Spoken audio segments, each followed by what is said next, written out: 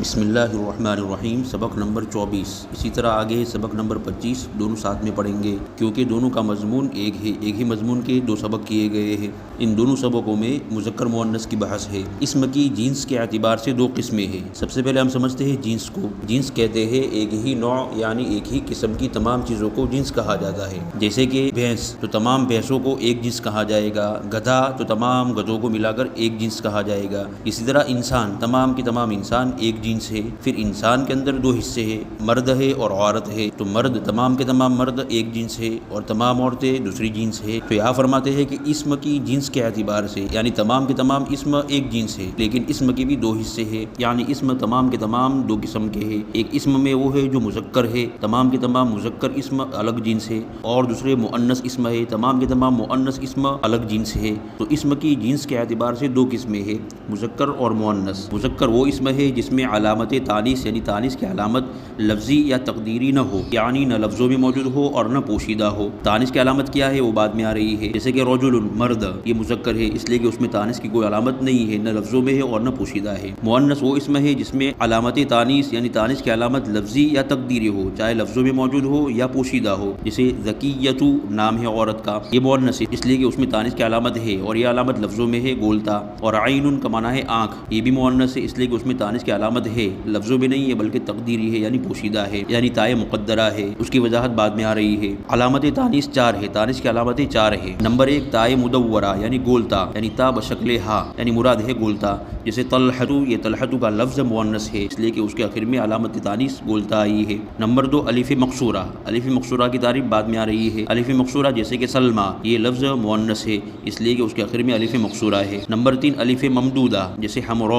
یہ لفظ مؤنث ہے اس لیے کہ اس کے آخر میں الف ممدودہ ہے۔ ان دونوں کی تعریف نیچے آ رہی ہے۔ نمبر 4 تائے مقدرہ، یعنی وہ تا جو پوشیدہ ہو لفظوں میں موجود نہ ہو، جیسے ارجن اصل میں ارجتن تھا، تو یہ ارجن کا لفظ مؤنث ہے اس لیے کہ اس میں تانیث کی علامت ہے اور وہ علامت تائے مقدرہ ہے، پوشیدہ تا ہے کہ ارجن اصل میں ارجتن تھا۔ اب کیسے معلوم ہوا کہ ارجن اصل میں ارجتن تھا؟ تو اس کی دلیل دے رہے ہیں آگے۔ دلیل اس کی یہ ہے کہ اس کی تصغیر اریزتن آتی ہے اور تصغیر سے اسم کی اصل حالت معلوم ہو جاتی ہے۔ کسی بھی اسم کی جب تصغیر لائی جاتی ہے تو اس کے تمام اصلی حروف ظاہر ہو جاتے ہیں، تو جب ارجن کی تصغیر لائی گئی تو اریزتن بنی، تو اس میں گولتا لفظوں میں آ گئی، معلوم ہوا کہ اس میں تا موجود ہے لیکن اس کو حذف کر دیا گیا ہے۔ فائدہ نمبر 1 تا بشکل ہا یعنی گولتا کسی بھی معنی کے لیے استعمال ہو لفظاً اسم کے مؤنث ہونے پر دلالت کرتی ہے۔ تا بشکل ہا یعنی گولتا مختلف معنی کے لیے آتی ہے، جیسے وحدت کے لیے آتی ہے یعنی ایک کا معنی پیدا کرنے کے لیے آتی ہے، اور کبھی مبالغہ کے معنی کے لیے بھی آتی ہے، جیسے علامۃن بہت زیادہ جاننے والا مرد، اس میں جو آخر میں گولتا ہے وہ مبالغہ کے معنی کے لیے، اسی طرح اور بھی معنی کے لیے بھی آ سکتی ہے۔ تو کسی بھی معنی کے لیے تا آوے لیکن لفظاً اسم کے مؤنث ہونے پر دلالت کرتی ہے، یعنی تا کسی بھی معنی کے لیے استعمال ہو لیکن کسی لفظ کے آخر میں آ گئی تو وہ مؤنث ہونے پر دلالت کرتی ہے، یعنی اس اسم کے مؤنث ہونے کو بتلاتی ہے، وہ تانیث کی علامت بن جائے گی، یعنی وہ اسم لفظاً مؤنث ہی شمار ہوگا چاہے وہ حقیقت میں مؤنث ہو یا نہ ہو۔ نمبر 2 یعنی تانیث کی دوسری علامت ہے الف مقصورہ۔ یہاں مصنف نے جو تعریف کی ہے وہ جمہور نحویین سے الگ کی ہے کہ الف مقصورہ وہ الف لازمہ ہے، یعنی ایسا الف جو ہمیشہ اس کے ساتھ لگا رہتا ہو، اس سے جدا نہ ہوتا ہو،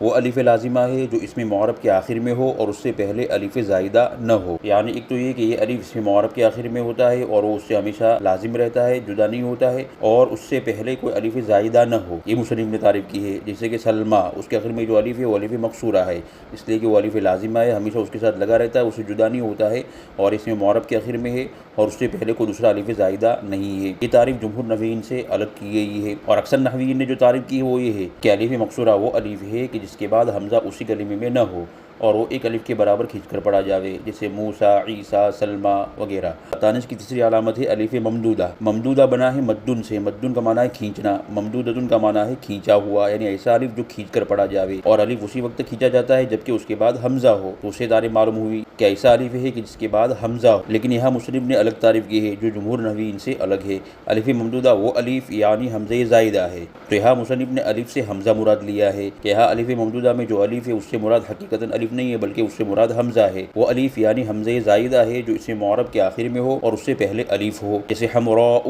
بمعنی سرخ، تو اس میں را کے بعد جو الف ہے وہ الف ممدودہ مراد نہیں ہے مصنف کے قول کے مطابق، بلکہ اس کے بعد جو حمزہ ہے حمزہ کی شکل میں وہ الف ممدودہ مانتے ہیں، اور یہ اسم معرب کے آخر میں ہے اور زائدہ ہے اور اس سے پہلے الف ہے، لہذا الف ممدودہ ہوا۔ لیکن یہ تعریف اکثر نحویین سے الگ کی گئی ہے، جمہور نحویین سے الگ ہے، اور اکثر نحویین نے جو تعریف کی وہ یہ ہے کہ الف ممدودہ وہ الف ہے، یعنی حقیقتاً الف سے حمزہ مراد نہیں بلکہ حقیقتاً الف ممدودہ وہ الف ہے کہ جس کے بعد حمزہ اسی کلمے میں ہو اور وہ ایک الف سے زیادہ کھنچ کر پڑھا جاوے۔ الف ممدودہ وہ الف ہے کہ جس کے بعد حمزہ اسی کلمے میں ہو اور وہ ایک الف سے زیادہ کھنچ کر پڑھا جاوے، جیسے حمراء، تو اس میں را کے بعد جو الف ہے، الف ہی کی شکل میں جو الف ہے وہ حقیقت میں الف ممدودہ ہے، نہ کہ اس کے بعد والا حمزہ جیسا کہ مصنف نے مراد لیا ہے۔ تو حمراء میں را کے بعد جو ہے وہ الف ممدودہ ہے، کیونکہ وہ ایسا الف ہے کہ اس کے بعد حمزہ اسی کلمے میں آیا ہے اور یہ الف حمزہ کی وجہ سے کھینچ کر پڑھا جائے گا، حمراء مد ہوگا اس میں۔ سبق نمبر 25، ذات کے اعتبار سے مؤنث کی دو قسمیں ہیں۔ اوپر مؤنث کی تعریف معلوم ہو چکی، اب مؤنث کی بھی دو قسمیں ہیں۔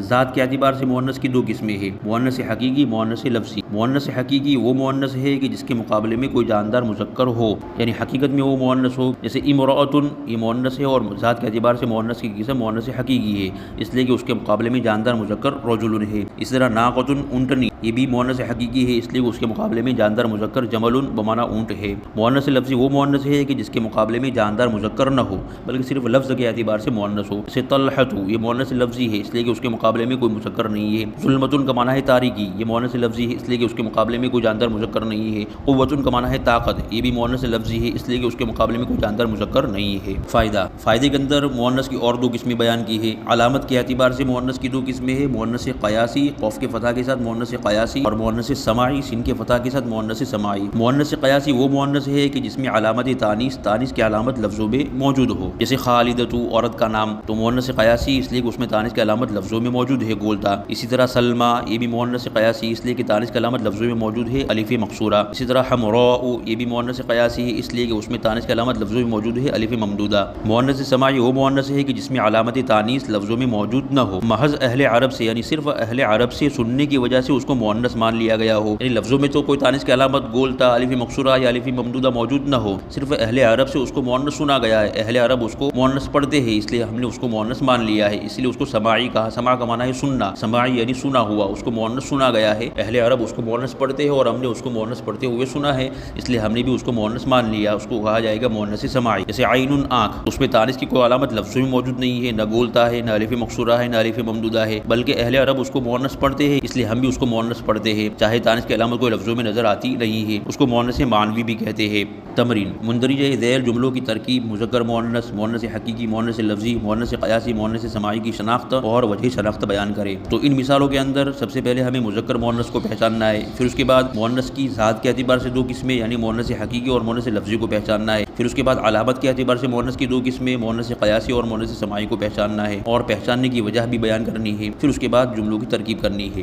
ہذہ ناقۃ اللہ، یہ اللہ تعالیٰ کی اونٹنی ہے، اس میں ناقۃ کا لفظ یہ مؤنث ہے اس لیے کہ اس میں تانیث کی علامت گولتا ہے، اور ذات کے اعتبار سے مؤنث حقیقی ہے اس لیے کہ اس کے مقابلے میں جاندار مذکر جمل ہے، اور علامت کے اعتبار سے مؤنث قیاسی ہے اس لیے کہ اس میں تانیث کی علامت لفظوں میں موجود ہے گولتا۔ ترکیب کریں گے، ہذہ مبتدا، ناقۃ اللہ مرکب اضافی ہو کر خبر، مبتدا خبر سے مل کر جملہ اسمیہ خبریہ ہوا۔ ارض اللہ واسعۃ، اللہ تعالیٰ کی زمین کشادہ ہے، اس میں ارضن کا لفظ مؤنث ہے اس لیے کہ اس میں تانیث کی علامت ہے، تائے مقدرہ ہے، اصل میں ارضۃ تھا جیسا کہ اوپر گزر چکا، اور ذات کے اعتبار سے مؤنث لفظی ہے اس لیے کہ اس کے مقابلے میں کوئی جاندار مذکر نہیں ہے، اور علامت کے اعتبار سے مؤنث سماعی ہے اس لیے کہ اس میں تانیث کی علامت لفظوں میں موجود نہیں ہے بلکہ اہل عرب سے سننے کی وجہ سے اس کو مؤنث مان لیا گیا ہے۔ واسعۃ یہ مؤنث ہے اس لیے کہ تانیث کی علامت گولتا ہے، اور ذات کے اعتبار سے مؤنث لفظی ہے اس لیے کہ اس کے مقابلے میں کوئی جاندار مذکر نہیں ہے، اور علامت کے اعتبار سے مؤنث قیاسی ہے اس لیے کہ اس میں تانیث کی علامت لفظوں میں موجود ہے گولتا۔ ترکیب کریں گے، ارض اللہ مرکب اضافی ہو کر مبتدا، واسعۃ خبر، مبتدا خبر سے مل کر جملہ اسمیہ خبریہ ہوا۔ نصر اسامۃ حمزۃ، اسامہ نے حمزہ کی مدد کی، اس میں اسامۃ مؤنث ہے اس لیے کہ اس میں تانیث کی علامت ہے گولتا، اور ذات کے اعتبار سے مؤنث لفظی ہے اس لیے کہ اس کے مقابلے میں کوئی جاندار مذکر نہیں ہے، اور علامت کے اعتبار سے مؤنث قیاسی ہے اس لیے کہ اس میں تانیث کی علامت لفظوں میں موجود ہے گولتا۔